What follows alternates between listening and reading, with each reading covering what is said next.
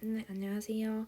오늘은 DB를 전체적으로 보면서 좀 헷갈릴 만한 부분들을 좀 짚어보도록 하겠습니다. 기본서를 또 다 보긴 어려워서 여기 그냥 앞에서부터 제가 좀 헷갈렸던 부분들을 좀 짚어보는 시간으로 될 것 같습니다. 그러면 먼저 이제 나오게 되는 거는 이런 거는 사실 좀 개념 위주로 보게 되는데 DBMS라고 하는 게 정의 기능과 조작 기능과 제어 기능이 있어요. 정의 기능이라고 하면은 DDL 이게 데피니션 랭귀지니까 정의 기능이고 우리가 뭐 검색이나 갱신 같은 걸 하게 되는 DML 같은 경우에는 조작 기능을 갖고 있고요. 그다음에 이 DCL 같은 경우에는 이제 무결성이나 권한, 보안 유지를 해주는 컨트롤 랭귀지의 제어 기능 갖고 있어요. 그래서 이제 세 가지 기능이 있다. 하는 것과 이제 DBMS는 데이터베이스 관리 시스템이라고 하는 건데 이 구성 요소가 이런 식으로 되어 있어요. 그래서 일반 사용자 관점과 프로그래머, 데이터베이스 관리자 관점이 있는데 이 응용 프로그래머 같은 경우에는 이렇게 여기 이제 예비 컴파일러를 거쳐서 이 런타임 데이터베이스 처리기라는 거를 이제 사용을 하는데 이게 뭐냐면 이 데이터베이스를 이제 접근하는 걸 관리를 하는 애예요. 그리고 얘는 저장 데이터 관리자라고 해서 여기서 이제 최종 저장되어 있는 저장 데이터베이스와 이런 카탈로그에 접근을 할 때 얘는 그걸 관리를 해주는 저장 데이터 관리자 얘네랑 이제 소통을 하는 거죠. 그래서 얘는 이제 데이터베이스가 저장되어 있는 이 디스크라고 할 수 있는데 얘는 데이터가 저장되어 있는 거고 이거는 데이터에 대한 데이터, 메타데이터인데 얘는 파일에 대한 정보가 저장이 되어 있어서 카탈로그고 여기는 런타임 데이터베이스 처리기, 런타임 데이터베이스 처리기 예, 기억을 해야겠죠? 네. 이게 저장되어 있다. 그래서 실제로 문제에도 이런 식으로 빈칸으로 나옵니다. 여긴 뭐가 들어갔었죠? 런타임 데이터베이스 처리기가 들어갑니다. 그다음에 쭉 넘어가서 뭐 릴레이션 같은 경우에는 여기 그 세로의 행을 튜플이라고 하고 열을 애트리뷰트라고 하죠. 그리고 이제 도메인은 하나의 애트리뷰트가 취할 수 있는 타입의 모든 원자 값들을 합의를 한다. 차수는 이 열의 수, 그리고 카디널리티는 뭐 학생 릴레이션에 포함된 카디널리티가 뭐냐 하면은 여기 튜플의 개수가 되겠죠. 네, 그리고 특징이 있는데 유일성, 모순서성, 애트리뷰트의 모순서성, 애트리뷰트의 원자성 이런 게 있다. 그리고 데이터베이스에 이제 여러 키가 있는데요. 유일성만을 만족하는 건 우리가 슈퍼키라고 하고요. 그다음에 유일성과 최소성을 둘 다 만족하는 애는 후보키예요. 그리고 후보키 안에서도 기본 키가 하나가 선택이 되고 그 나머지 애들은 대체키가 됩니다. 그리고 우리가 무언가를 이제 참조를 하는 애는 외래키라고 하죠. 외래키도 네, 이렇게 참조하는 릴레이션이 있고 참조되는 릴레이션이 있습니다. 그래서 얘를 외래키라고 하죠. 근데 만약에 내가 이걸 셀프로 참조하고 있다. 이럴 때는 이제 별도의 릴레이션을 만들지는 않고 그냥 자기 참조면은 이 외래키로서 표시를 해줍니다. 그리고 우리가 이제 뒤에서도 계속 문제로 자주 만나게 되는 게 이게 무결성 제약 조건이에요. 그래서 만약에 기본키가 중복이 아니다.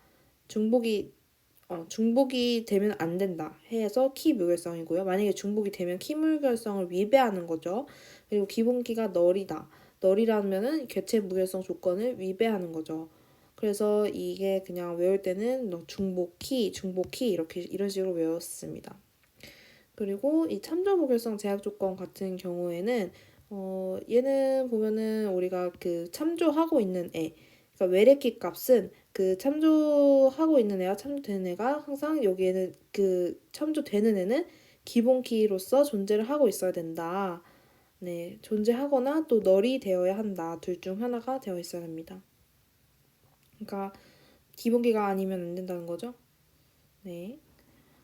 그래서 이제 좀 헷갈렸었던 부분을 좀 살펴보자면, 이게 여기서는 이제 직원에서 부서 번호가 부서 릴레이션의 부서 번호를 참조를 하는데, 얘 같은 경우에는 삭제를 할 때 여기서는 1과 2만 쓰잖아요. 그러면은 여기서 만약에 내가 3과 4 둘 중 두 개를 없앴다.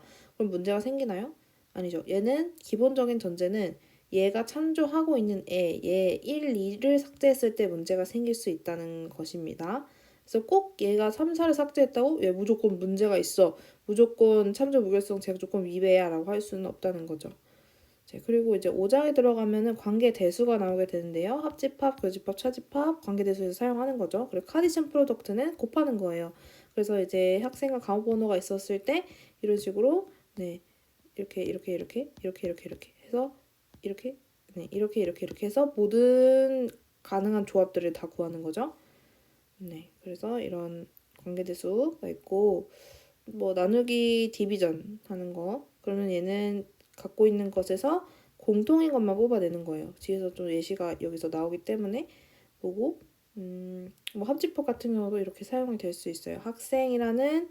학생의 이 속성 조건만 맞춰준다면 얘를 이제 넣을 수가 있겠죠.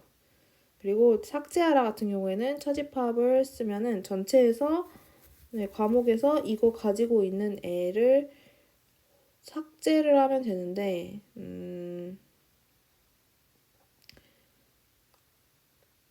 그러니까 삭제 같은 경우에는 공통인 거를 뺀다고 생각하면 돼요. 공통인 거. 여기서 이걸 빼면은 얘만 남는 게 아니고 얘가 빠져나가는 거죠. 공통인 애들이. 그러면 여기서 이제 디비전이 사실 제일 헷갈릴 수 있으니까 디비전을 보면은 예를 들어서 여기 SC 나누기 요거를 한다고 하면은 이걸 포함하는 애들이 나오는 거예요. 그럼 C413을 포함한 학번이 나오겠죠. 그래서 C413, C413 있는 100하고 300하고 C413 400이 이렇게 나오게 되겠네요. 그리고 우리 동등 조이는 중복 애트리뷰트를 포함해서 이렇게 두 개가 나오게 되고요. 학생의 학번, 등록의 학번 이렇게 두 개 같이 나오게 되는데 자연 조이는 여기서 하나만 나오게 되죠. 중복이 제거됩니다. 그리고 유니언 같은 거는 우리가 합집합이라고 하는데 유니언과 유니언 올의 차이를 알아야 되겠죠. 유니언은 그냥 중복이 제거되고 나오고 유니언 올 같은 경우에는 올 전체를 다 보여준다. 중복이 제거되지 않는다. 올 전체다. 이렇게 생각을 하면 됩니다. 그리고 이제 여기서 좀 문제 같은 경우에서 좀 어려운 문제로 자주 나오는 것은 except를 활용해서 디비전을 구현하는 건데요. except를 활용할 수도 있고요. 지금 여기 문제에서 보면은 except를 활용할 수도 있고 not exist를 두 번을 활용을 해서 모두가 다 포함된 애를 뽑아내는 경우도 있어요.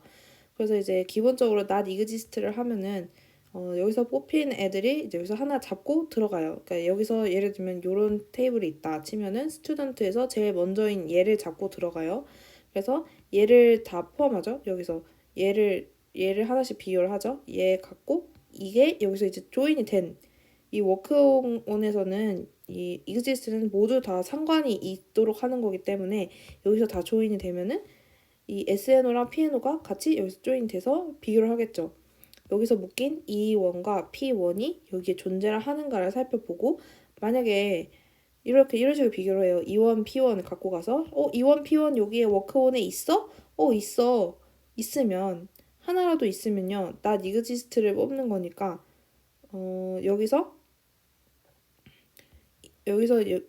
조인을 한 것 중에 존재하지 않아야 여기 올라가겠죠? not exist 해야. 근데 만약에 존재를 해요? 그러면 여기 안 올라가겠죠? 그럼 존재하지 않는 걸 찾아볼게요. 지금 찾아보니까 여기 E1, P1이 있어요. 그러면은 얘는 이 자체 not exist야? not exist 같은 경우에는 언제 true가 돼요? 얘는 존재하지 않아야 이게 true가 되죠. 근데 만약에 존재해요. 그럼 이는 false예요. 그쵸? 존재해요. 그럼 false예요. 그러니까 왜 이 자체로 봐야 되는 거잖아요. not exist 하니? 존재하지 않니? 응, 존재하지 않아. true. 그러면은 존재해 하면은 false 이렇게 나오게 되는 거죠. 그래서 지금 이 상황에서도 뭐냐면 얘가 지금 둘 다 여기 존재하게 되기 때문에 이원 표현이 있잖아요. 그러면 false가 나오는 거예요. 여기서. 그럼 여기로 안 올라가죠. false니까. true인 애만 여기로 올려보낼 거 아니에요. 여기로. 그래서 false고 뭐 E1, P2 있니? E1, P2, E1, P2, E1, P2 있네요. 그래서 얘도 false. E1, P3 있니? 있네요. E1, P3, E1, P3 있어요. 그럼 얘도 false. 그러면 얘 중에서는 올라가는 애가 없어요. 그래서 여기 not exist 한 거를 여기다 보내 이건데 없어요. 그래서 못 올라가죠. 그러면 이제 하나가 E2 여기 1, E1은 실패해요. 그래서 E2를 비교를 시작해요. E2에 대해서도 P1, P2, P3를 다 비교를 하겠죠. 여기 있는가? 그랬을 때 E2, P1 있네. E2, P2 있네. E2, P3 없네. 그럼 이제 여기서 not exists true가 되니까 얘가 올라가는 거예요. 그럼 결국에 쭉 다 해주면은 뭐가 나오겠어요? 여기서 존재하지 않는 게 하나라도 있으면 올라가겠죠. 그러면 반대로 생각하면 뭐예요? 여기에 모두 존재했던 이런 모두 존재했던 애는 못 올라가요. 여기에. 그럼 모두 존재했던 애들은 여기에 없단 말이죠. 근데 우리 지금 뭐 구해요? 여기에 없는 애들을 고른단 말이에요. 그럼 결국에는 여기 최종적으로 뽑힌 애들은 뭐예요?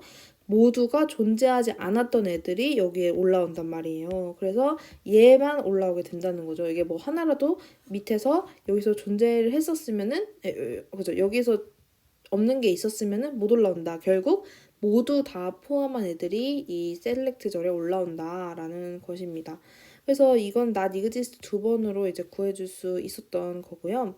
여기서는 except 요걸로 확인을 해주는 건데 얘는 이제 차집합이에요. 그래서 얘도 not exist로 구해주는데 밑에서 구해주는 거는 이 차집합으로 여기 피에노에서 피에노 워크온 이 워크온과 SNO를 조인을 해야겠죠? 그거랑 여기 두 개에서 차집합을 해주는데 차집합은 뭐예요? 공통인 것만 빼준다고 했어요. 그러면 여기서 다 빼진 거 있죠? 예, P1, P3, P1, P3이 있는데 다 빼진 것만 true가 돼서 여기서 나올 수 있게 되는 거예요. 모두 지워지지가 않으면은 여기에서 뭔가 존재하는 게 되니까 not exist 자체는 만족을 못하죠. 근데 여기서 아무 존재하지 않았어요. 그럼 not exist가 true가 돼버리니까 여기서 나오게 되는 거죠. 그래서 우리 기억해야 될 건 차집합은 동시에 있는 것만 빠진다. 그래서 이게 다 없었을 때만 true가 돼서 not exist에 만족하니까 올라간다라는 것입니다.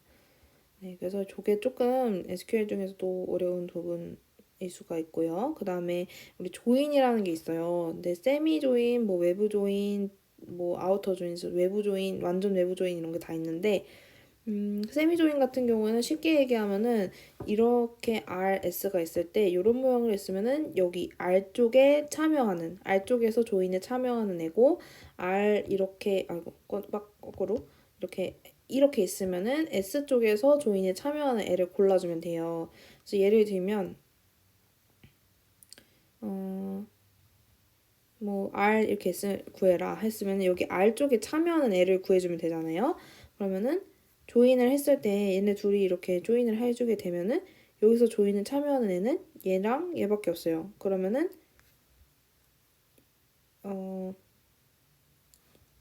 이렇게 만들어지겠죠? 이렇게 만들어지면은 5개, 하나, 둘, 셋, 넷, 5개, 총 5개가 조인에 참여하는 애들 중에서 나오게 되는데 그때 이제 R에 해당하는 애만 나오게 되는 거죠. 결국에는 이거랑 이것만 출력을 할 수 있습니다. 그리고 우리가 뭐 세미 조인이라고 하는 게 있고 세타 조인이라고 하는 게 있고 이 동등 조인이라고 하는 게 있고 내추럴 조인이라고 하는 게 있는데 이 동등 조인은 중복된 애트리뷰트를 써주고 내추럴 조인은 중복을 제거하고 써주고 그러면 이 세타 조인은 뭐냐? 얘는 부등호를 사용해주는 조인입니다. 그리고 이 내추럴 조인 중에서 세미 조인과 아우터 조인으로 나뉘는데 얘는 조인에 참여하는 애를 써주는 거고 아우터 조인은 참여 안 한 투표, 조인에 참여 안 한 투표까지 써주는 거예요. 그럼 예를 들어서 요렇게 얘는 아우터 조인, 외부 조인 같은 경우는 이런 식으로 써주는데 이럴 때 요런 모양은 R에서 참여 못한 애들도 써줘라. 그러니까 R은 무조건 다 내보내는데 조인에 참여 안 한 경우에는 R은 다 내보내고 S에 해당하는 거는 널로 내보내줘요. 그럼 예를 들어볼까요? 이거는 왼쪽 외부 조인이니까 R에 참여하는 애들 다 내보내요. 그래서 여기 R에서 조인에 참여하는 애는 지금 볼까요? 뭐가 있어요? A, B, C, D가 다 나오겠는데 C가 지금 기준이겠네요.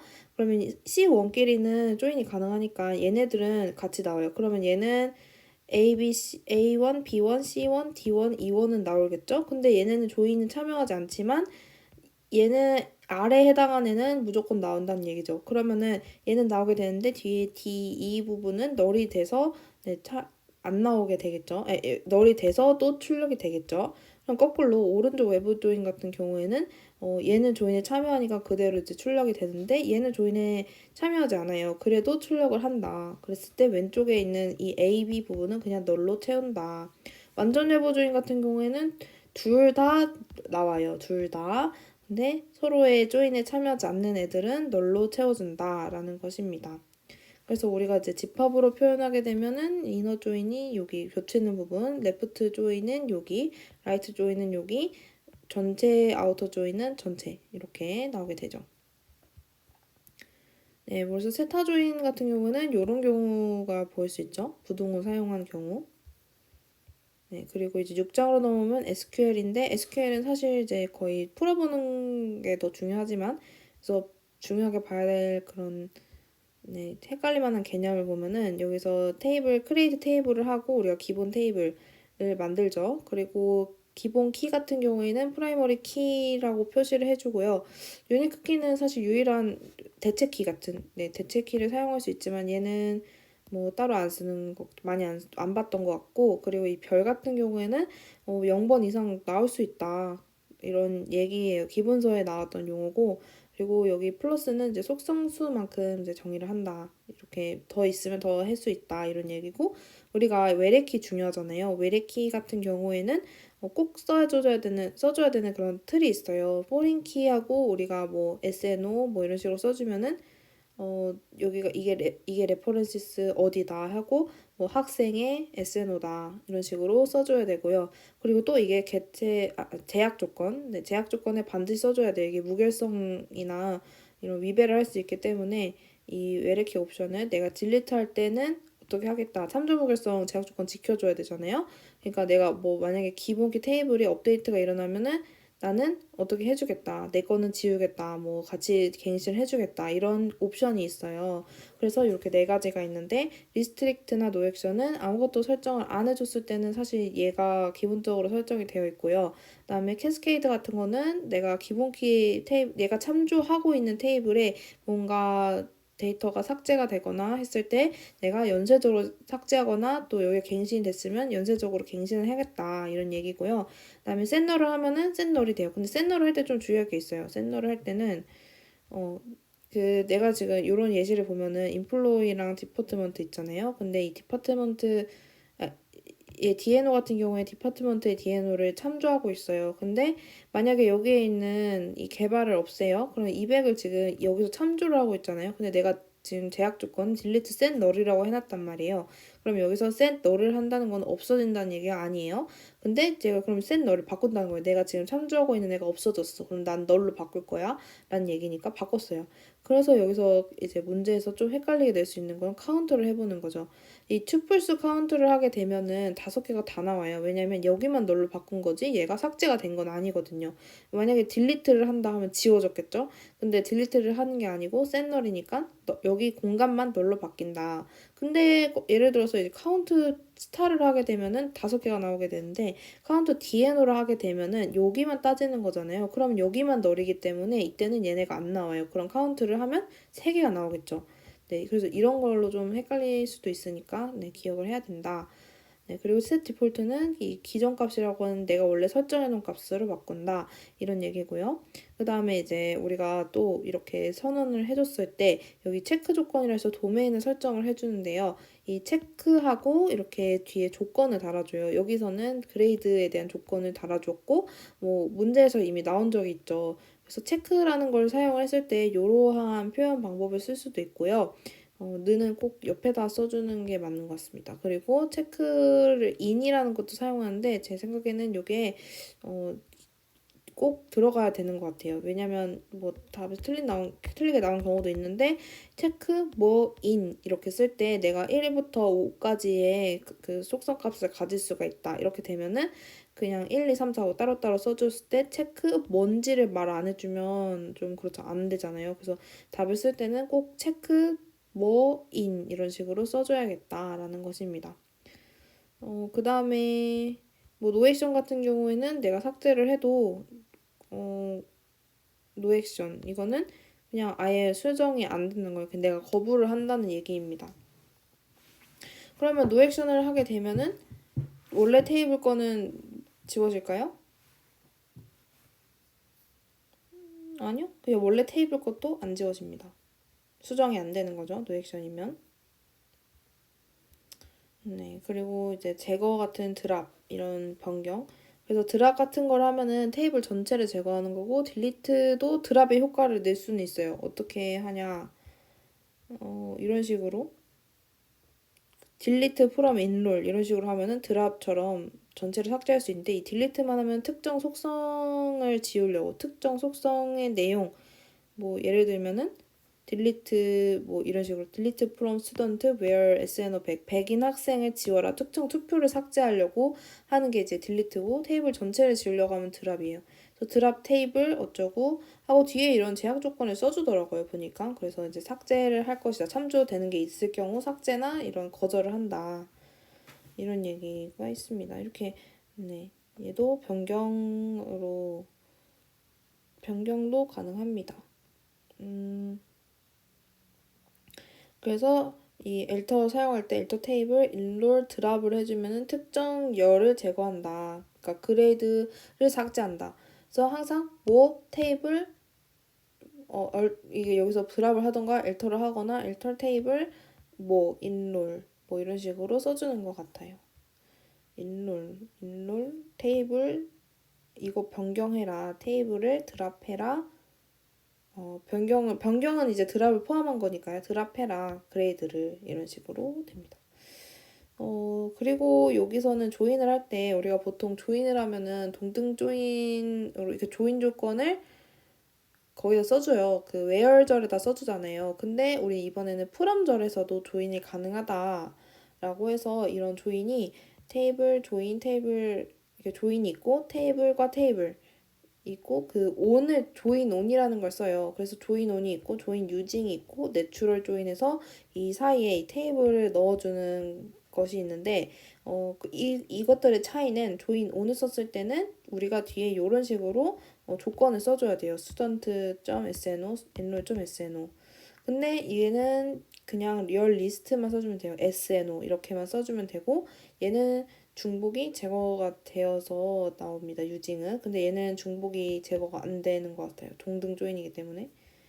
그리고 뭐 내추럴 조인 같은 거 우리가 중복이 제거가 돼서 나오죠. 그래서 문제에서 보면은 그냥 이런 식으로 말을 해줘요. 조건에서는 and를 사용할 수 없고 조인 지리문 작성은 조인 on을 사용한다. 그랬을 때 우리가 조인 on이면은 우리가 테이블 1 조인 테이블 2 on 하고 어떤 식으로 쓴다 했어요? 동등 조인처럼 뭐 2.sno, 뭐 s.sno 이런 식으로 조건을 쓴다. 네, 그래서 유징을 써라 하면 유징을 쓰면 돼요. 똑같이 가운데 테이블 넣고 네, 그리고 내추럴 조인 이런 식으로도 쓸 수가 있죠. 사실 뭐 나오면은 네, 이런 조건이 좀 더 어렵겠죠? 이 사이에 넣어야 되니까 조인과 on 사이에.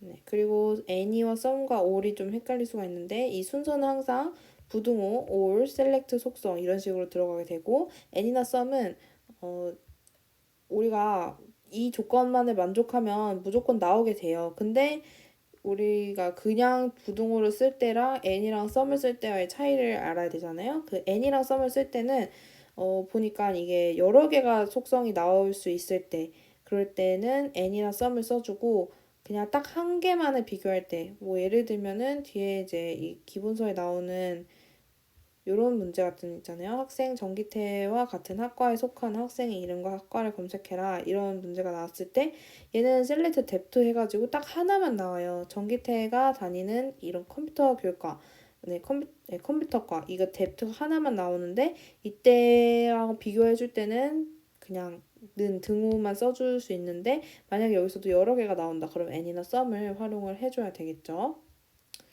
네, 그리고 널 같은 경우에는 무조건 is 널로 써줘야 된다라는 것입니다. 그리고 우리 like 같은 거는 뭐를 포함한 거잖아요. 그랬을 때 속성을 꼭 써주고 속성 like에 이 땡땡 써주고 가운데에 내가 그러면 이건 뭐예요? C의 양쪽으로 C가 들어가는 애를 뽑는다는 건데 만약에 C 이렇게 돼 있으면 C로 시작하는 애고 이렇게 %C면 C로 끝나는 애를 찾는다는 얘기겠죠. 그래서 항상 기억해야 될 거 여기서 헷갈리지 말고 이런 형식 틀이 있고 그다음에 뭐 쓰는 거 체크 아까 그런 체크 쓰는 거라든지 뭐 올 같은 거 쓸 때 이런 식으로 항상 속성 쓰고 부등호 쓰고 올 다음에 이제 새로 셀렉트 어쩌고가 시작된다는 것입니다. 네, 이런 거 좀 덜 헷갈리면 되고 비트윈은 이제 항상 이상과 이하를 포함하고 또 여기서도 속성 써주고 비트윈 이제 이하 이상 포함 범위를 표현해주면 되겠죠. 속성 써주고 네, 속성 써주고 비트윈입니다. 네, 그리고 우리가 좀 많이 헷갈렸었던 in, exist 헷갈릴 수 있죠. 네, 저는 좀 많이 헷갈렸었는데 이제 in은 이 속성 양쪽에 있는 속성으로 구별을 하면 되고요. 그리고 또 가장 큰 차이점이 in 같은 경우에는 위쪽과 아래쪽은 독립적으로 연산이 된다는 것이고요. exist는 상관이죠, 항상. 그래서 이렇게 연관을 시켜서 조인을 해줘야 돼요. 그리고 하나를 가지고 들어가서 true, false로 있냐 없냐를 확인을 해주는 거죠. 그래서 이 in과 exist는 구별을 해야 될 것 같습니다. 네, 그리고 네, 그리고 뷰가 나오게 되는데요. 뷰를 정의할 때는 create view하고 student인데 여기 뒤에다가 이렇게 쓰는 경우가 있어요. 이거는 이 보여지는 건데 만약에 이제 여기에 쓰는 것과 아무것도 안 썼다 그러면 이제 같은 이름으로 들어가게 되는 건데 이것처럼 나는 이걸 쓸 건 여기 속성에서 가져오는데 이거 이름을 다르게 할 거야 했을 때 뭐 물론 당연히 이 개수는 똑같아야 되겠죠? 그랬을 때 난 이 이름으로 쓸 거야 하면은 뷰가 뭔지부터. 뷰는 이 전체 데이터베이스에서 이 일부분만을 내가 확대해서 보여주는 거라서 뭔가 조작을 가한다거나 그러진 않죠. 그냥 이제 원 테이블에서 내가 필요한 거를 뽑아서 그것만 이렇게 보여주는 거니까. 그래서 네, 제한적으로 삽입도 가능하고 근데 네, 그렇습니다. 그리고 이렇게 얘는 형식이 create view 해주고 속성 이름 써주고 as select를 써준다는 것. 그리고 만약에 여기 뒤에 with check 옵션이라는 게 있으면 여기 꼭 기억을 해야 되죠. 있으면 내가 무슨 뜻이냐 뷰에 대한 갱신이라든지 뷰 정의 조건을 위배하면 실행이 거부된다 라는 이야기입니다. 그래서 여기서도 뭐 문제가 거절이냐 오류냐 이런 게 나오는데 내가 정의한 뷰에 위드 체크 옵션을 썼어요. 근데 만약에 나는 컴퓨터과에 해당하는 이런 뷰를 만들었는데 내가 업데이트해요. 이 뷰를 만약에 그러면은 이 자체로는 들어가냐 마냐의 문제가 아니고 이 자체로 이 컴퓨터과냐 전기과냐 이게 다르기 때문에 아래 고려 대상조차도 아니다. 그래서 거절이 아니고 에러인데 그럼 거절을 하는 경우는 뭐냐? 들어갈 만한데 얘는 그냥 아예 그냥 말이 애초에 성립이 안 되는 거고 인서트 같은 경우에는 들어갈 만한데 조건만 맞춰주면 내가 들여보낼 수는 있지만 너가 그 조건이 안 맞아라는 거라서 이 문장 같은 경우에는 지금 얘가 속성이 학번 이름 학년 소속학과하고 학번이 이 기본 키인데 이 기본 키가 비었죠. 그래서 얘는 기본 키가 널이면 뭐예요? 우리 키 무결성 있잖아요. 개체 무결성이죠. 네, 중복이 키무결성이고 널이면 개체무결성이죠. 개체무결성이 위배가 되었다. 따라서 거절이다. 비교할 만했을 때 가능한데 뭔가 조건 위배했으면 이렇게 거절을 합니다. 그래서 뷰의 갱신은 이제 작년에 나왔지만 뭔가 이제 뷰를 직계함수 쓸 수 없고 직계함수를 쓴 애는 변경이 안 되고 뭐 이런 해빙이나 그룹 바이를 한 거는 변경할 수가 없다. 이런 게 작년에 나왔었죠. 그리고 이제 좀 봐야 될 것 중에 권한 부여가 있는데 예를 들어서 SQL의 권한 부여 기능을 이것도 틀에 맞춰서 써주면 돼요. 권한 부여 기능을 이용해서 사용자 계정 키맥에만 신용카드 번호를 제한 속성 값을 볼 수 있도록 한다. 뭐 이러면은 셀렉트를 써주면은 여기서 with grant 옵션 이런 게 있다. 그러면은 얘는 그랜트 셀렉트를 해주고 네 그랜트 셀렉트를 해주는데 여기서 어디에 해준다. 그랜트 온 누구 어디에 뭐를 해줘요? 주문에 누구에게 킴에게 그리고 with grant 옵션 이렇게 써주면은 이건 타인에게 권한 부여 기능을 할 수 있다는 얘기인데 만약에 자기가 가진 것에 다른 거를 부여한다? 그건 안 되는 거고 내가 가진 권한인 지금 셀렉트에 대한 기능만 다른 애한테 부여할 수 있다 이런 얘기예요. 그럼 킴이 또 다른 애한테 리한테 부여를 하겠다 하면은 킴이 여기서 문제에서도 셀렉트랑 인서트 권한을 리에게 허가를 한대잖아요. 만약에 킴이 가진 게 그거다 그러면은 그랜트, 셀렉트, 인서트, 프롬, 인플로이, 투 리 이렇게 써주면 되고 여기서도 위스 그랜트 옵션이입니다. 근데 얘가 리가 또 박한테 넘겨주는데 박은 더 이상 다른 사람한테 허가할 수 없다 그러죠. 그랬을 때는 위드 그랜트 옵션 이걸 안 써주는 거죠. 네. 그래서 만약에 권한을 부여한다 그때는 그랜트를 쓰고 권한을 회수한다 할 땐 리보크를 써주면 됩니다. 그리고 정교화 같은 경우에는 삽입 이상, 삭제 이상, 갱신 이상 현상이 있고 네, 뒤에선 정규형이 나오죠. 종속도 나오고요. 그래서 삽입 이상, 삭제 이상, 갱신 이상 같은 건 항상 기본 키를 관점으로 예를 들어서 요런 테이블이 있다.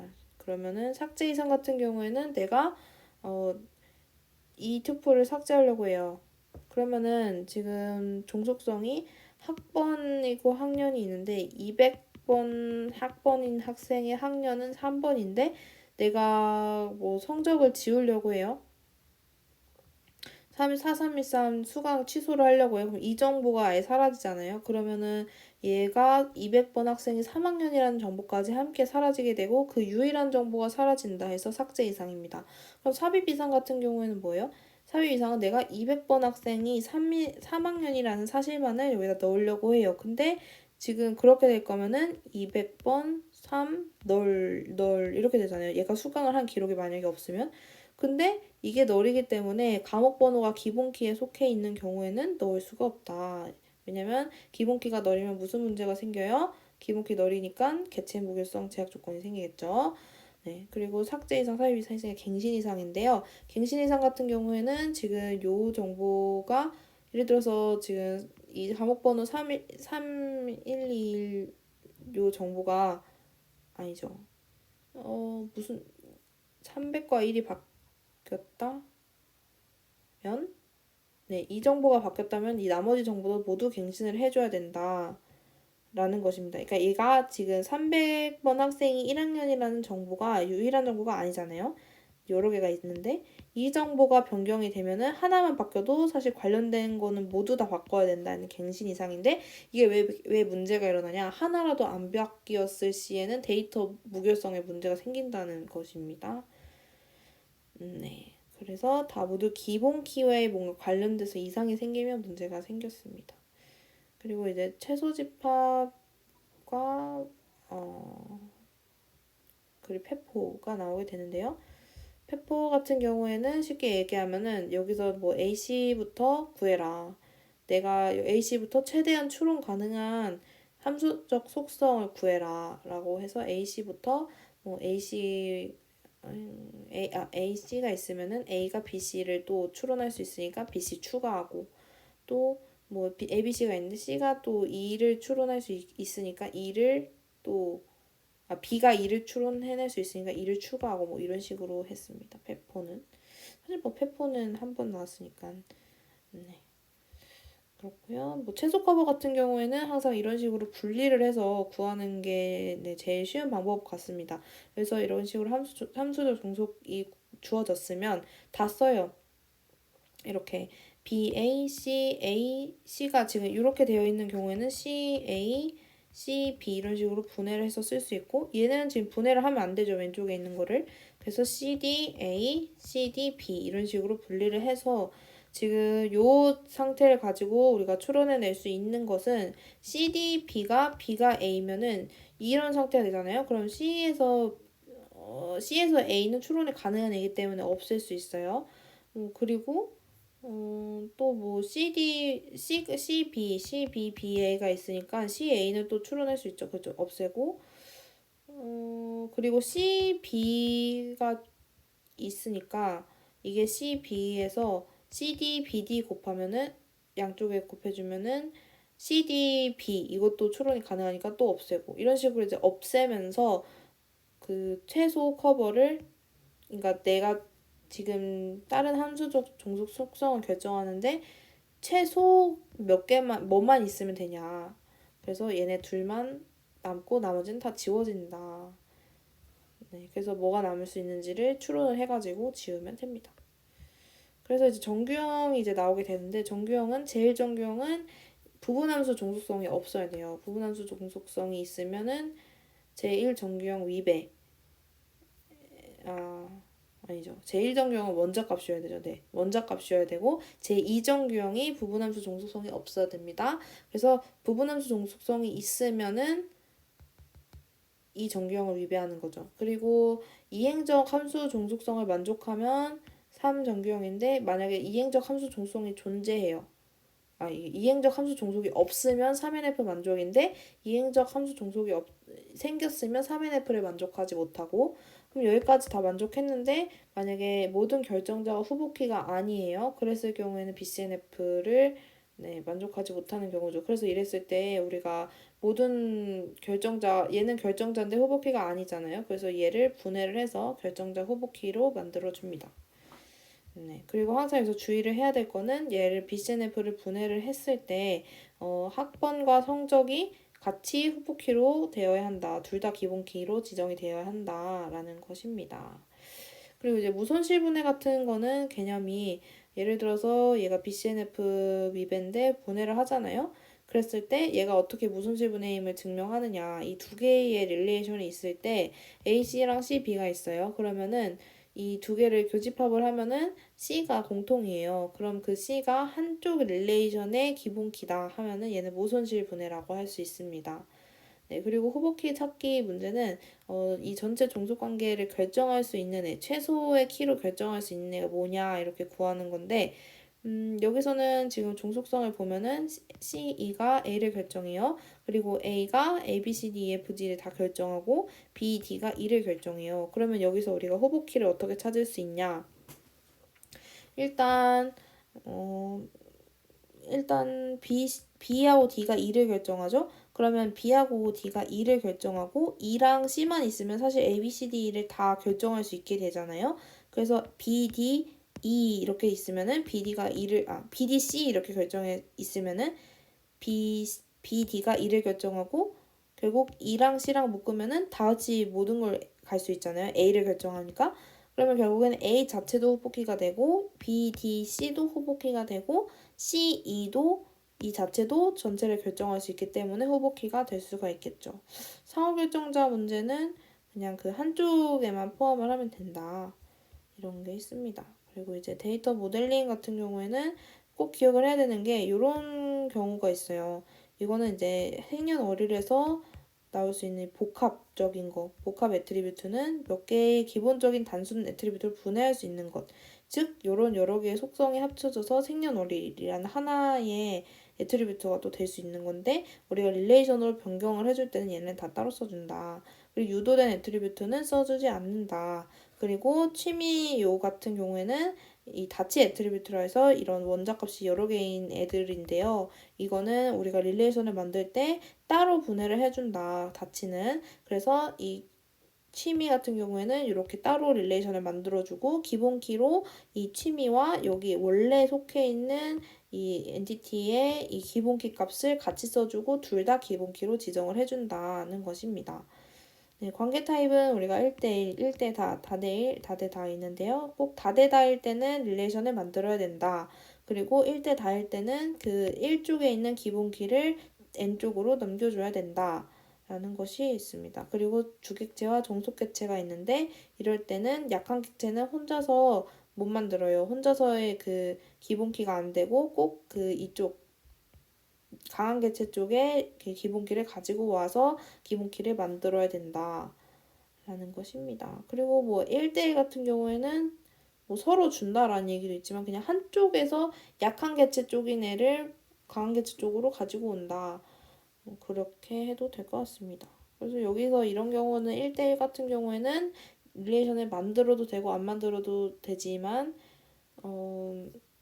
만들게 되면은 스타트 데이트를 만들고 여기서 어떻게 만들었을까요? 매니지는 따로 안 만들었네. 근데 만들게 되면은 한쪽으로 보내주거나 아니면 조건이 어떻게 해라 라고 주어졌겠죠. 네, 그렇습니다. 그리고 네, 다치는 별도의 릴레이션. 그리고 셀렉트에 있는 거는 우리가 셀렉트에 있는 건 항상 이런 집계 함수를 제외한 속성은 그룹 바이에 모두 있어야 한다. 여기는 집계 함수 제외하고 이런 강자 번호 합과 있으면은 그룹 바이에 모두 들어가 있어야 한다는 것입니다. 네, 그리고 쭉 넘어가서 이제 질의어 처리가 나오게 되는데요. 이거는 이제 과정을 잘 기억을 해야 돼요. 예를 들어서 처음에 초기 상태가 이런 식으로 카디션 프로덕트를 하고 모든 셀렉트 조건이 위에 있었으면은 첫 번째는 다 내려줘요. 다 이런 셀렉트 조건을 다 내려줄 수 있을 만큼 내려주게 되고요. 그 다음에는 우리가 릴레이션의 속성의 개수가 있잖아요. 그러면 속성의 개수와 그 투플의 크기를 봐요. 투플 막 100개인 것도 있고 뭐 50개인 것도 있을 테고 그러면 우리가 무조건 무거운 거를 나중에 해요. 왜냐면 무거운 걸 밑에서부터 얘가 지금 해서 가져가는 거니까 밑에서 가벼운 거부터 해주고 나중에 무거운 걸 해야 더 우리가 가볍게 할 수가 있잖아요. 처음부터 무거운 거면 무거운 게 나오고 또 무거운 거를 가지고 계속 올라가야 되기 때문에 가벼운 걸로 바꿔줍니다. 그래서 가벼운 애들을 내려주고 여기서는 뭐예요? 여기서도 이 프로젝트랑 워크온이랑 인플로이가 있는데 얘네들이 이게 인플로이 워크온 프로젝트였는데 얘가 더 무거운 애였나 봐요. 얘가 더 가벼운 애였나 봐요. 그래서 얘네 둘이를 바꿔줍니다. 얘가 더 무거운 애인가 봐요. 인플로이가. 그렇죠? 인플로이가 훨씬 속성이 많으니까. 네. 그래서 나중에 무거운 애를 해준다. 그 다음에 어떤 거 해요? 그 다음에 지금 얘는 근데 먼저 막 이렇게 조인이 돼 있어요. 그래서 그렇게 보면 내가 순서상 봤을 때 이거를 먼저 바꿔주고 그 다음에 조인을 해주는 겁니다. 조인은 이 셀렉트랑 이 카디션 요 곱을 이제 이 조인으로 바꿔주는 겁니다. 네, 그렇습니다. 그리고 트랜잭션이 있는데 여기서는 이제 에이시드 트랜잭션 자체는 무슨 개념이냐? DB 내에서 한꺼번에 모두 수행해야 할 연산들의 집합을 의미를 하는 거고요. 트랜잭션의 특성은 에이시드 그래서 원자성, 일관성, 독립성, 지속성이 있습니다. 상태로는 어보트랑 이제 실패가 있는데 이때는 이제 롤백을 하는데 우리 철회랑 롤백은 다르죠? 철회는 완전히 이제 실행을 한 상태인 거예요. 그래서 롤백은 실패하니까 복귀를 해야 되는데 얘는 철회를 한다. 철회는 다르다. 그리고 실행 시작했을 때 이제 활동을 하면은 이 부분 완료 같은 경우에는 아직 DB에 뭔가 반영을 하지 않은 커밋 전에 직전의 상태를 부분 완료 상태라고 하죠. 그리고 회복에는 우리 두 가지 방법이 있어요. 지연갱신과 즉시갱신 방식이 두 개가 있는데 그냥 지연도 아니에요 해가지고 지연갱신은 언두를 하지 않습니다. 그리고 오직 리드만 한다. 지연갱신은 언두를 안 한다. 네.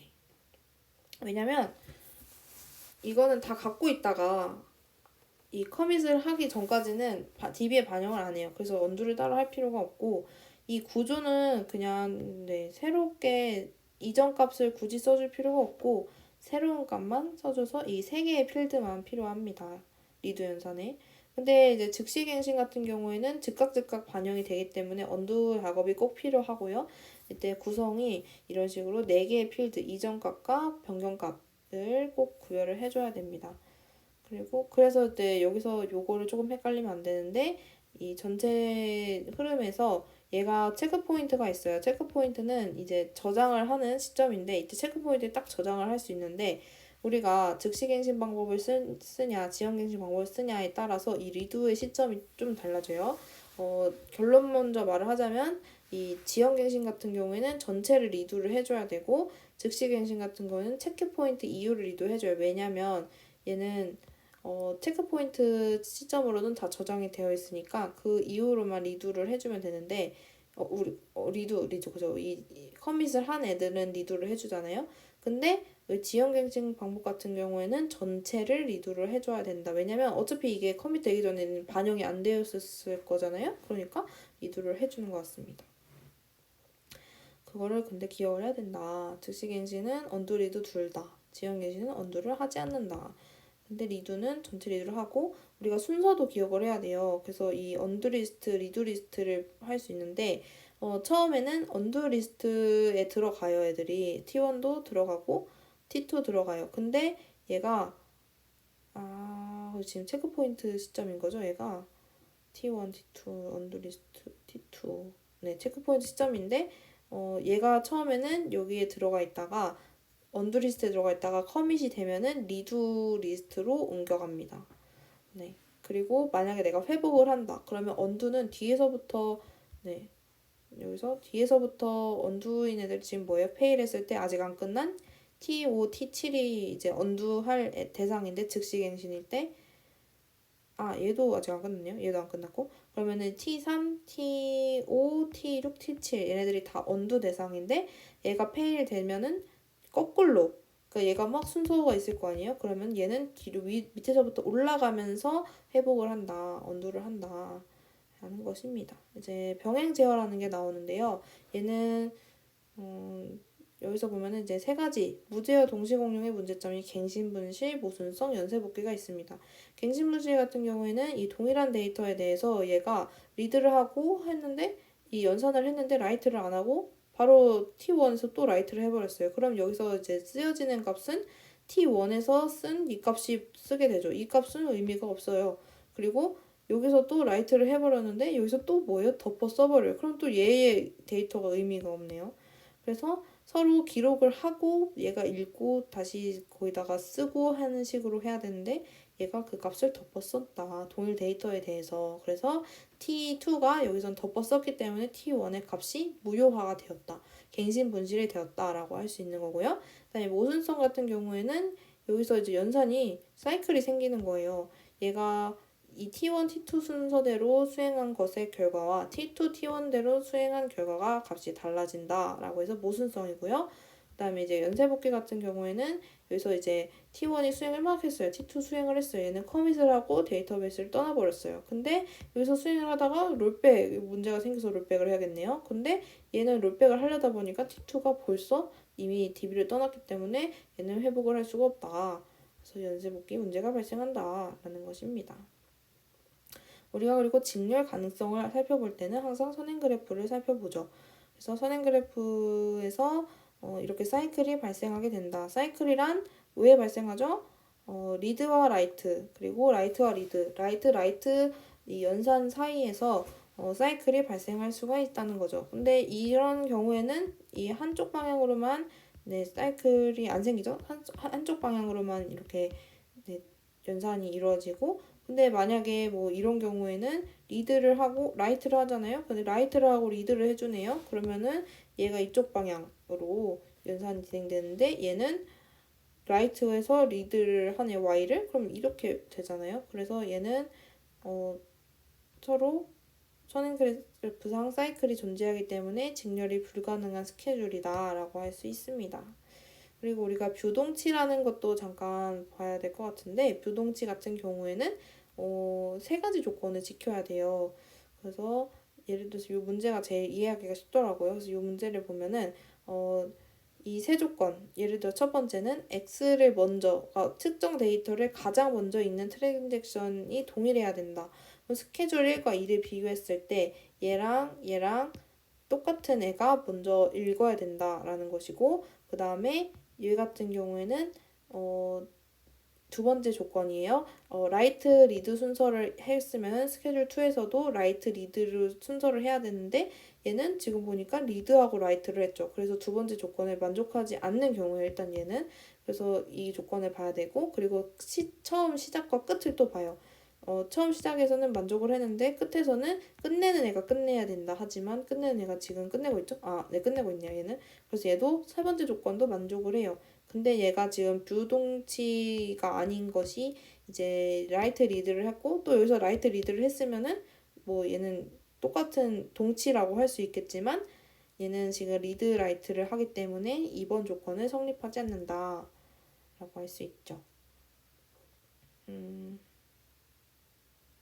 그렇습니다. 그리고 우리 타임스탬프 기법으로 웨이트 다이랑 운드 웨이트 기법을 쓰는데요. 얘는 그냥 간단하게 타임스탬프가 보통은 이제 뒤에 들어오는 애가 값이 더 크니까 후배여서 얘가 이제 제 T1이 선배고 T5가 후배라고 지정을 하더라고요. 근데 이거 조건을 잘 봐야 되는 거고. 그다음에 웨이트 다이 같은 경우는 선배를 웨이트, 후배를 다이 시킨다는 얘기예요. 그래서 만약에 이런 상황이 있어요. T2가 이제 뭔가 작업을 하는데 이 T1이 이 T2인 후배를 뭔가 기다리게 되는 상황이에요. 얘가 여기서 실행을 하니까. 그렇게 되면은 이 T1이 선배가 죽는 게 아니라 웨이트를 한다. 라는 것이고, 이 T2의 입장에서 T3는 후배죠. 이 후배가 이 선배, T3 입장에서는 T2가 선배죠. 선배 거를 뭔가 요청을 하고 있었을 땐 얘는 다이를 한다, 죽는다. 그래서 선배가 요청할 땐 웨이트, 후배가 요청할 때는 다이라는 것이고요. 그리고 이제 운드는 상처를 입히다는 건데 결국 그냥 선배가 후배를 상처 낸다. 그냥 백시킨다, 롤백 시킨다라는 것이고요. 그 다음에 이 웨이트 같은 경우에는 이 선배 거를 후배가 요청을 했을 때는 후배가 기다리게 된다라는 것입니다. 결국에는 선배 처리를 어떻게 한다? 선배가 운드를 한다. 그러면 후배를 롤백 시킨다. 이 후배가 선배를 기다린다라는 것이죠. 이게 타임스탬프 규정이어서 제일 이제 위에 보이는 걸로 네. 그래서 첫 번째로 이런 걸 보면은 이제 얘가 여기를 기다리고 해서 롤백 되는 게 무엇인가를 구하고 뭐 다 죽는 게 무엇이냐 이런 거를 구할 수가 있겠죠. 정책에 따라서. 그리고 이제 얘는 토머스 규칙이라 해서 타임스탬프 순서 기법이 있는데 얘는 보면은 이제 그냥 간단하게 말하면 규정이 좀 복잡해 보여도 선배가 뭔가 원하는 걸로 하려고 하면은 모두 선배가 취소된다. 네, 후배가 뭘 하고 있는데 그거를 이제 뭔가를 하려고 요청을 해요. 그랬을 때 선배는 다 취소당한다. 그래서 리드랑 라이트가 있는데 후배가 쓰고 있는데 선배가 리드를 요청해요. 그럼 선배는 취소 당해요. 그리고 후배가 읽고 있는데 선배가 써요. 그럼 선배가 취소됩니다. 네, 그래서 이런 문제에서도 보면은 얘가 후배예요. 후배가 쓰고 있는데 선배가 뭔가 요청하는 게 있어요. 그러면은 선배는 취소당합니다. 그래서 이 두 개의 트랜잭션 모두 각자의 여기 위치에서 시점에서 취소가 이렇게 딱 당해버리는 상황인 것입니다. 네. 그러면은 끝입니다. 이렇게 전체적으로 한번 후루룩 봤네요. 네. 좀 헷갈린 거 위주로 봤기 때문에 네. 전체적으로 볼 수 있었습니다. 네, 그럼 여기까지 하겠습니다. 감사합니다.